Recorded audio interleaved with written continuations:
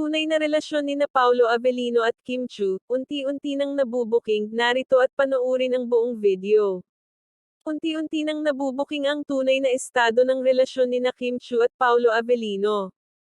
Sa isang pahayag ni Kim Chiu, mas gusto daw muna niya ng isang private relationship bago niya ito tuluyan na i-anunsyo sa publiko, dahil para sa kanya nakakahiya daw kung isa sa publiko na agad-agad ang relasyon at sa bandang huli ay maghihiwalay din agad. Dagdag pa nga dito ni Kim, mas gusto pa niya umanong itong kilalanin ng lubusan bago i-anunsyo sa kanyang mga fans. Maganda naman ang naging point ng aktres na mas mabuting nasa private relationship dahil mas tahimik at mas masaya ang relasyon kung kayo-kayo lang ang nakakaalam, na tipong walang makikialam, walang pressure at malaya silang nagagawa kung ano ang kanilang gawin, kumbaga low-key kung tawag ang relasyon.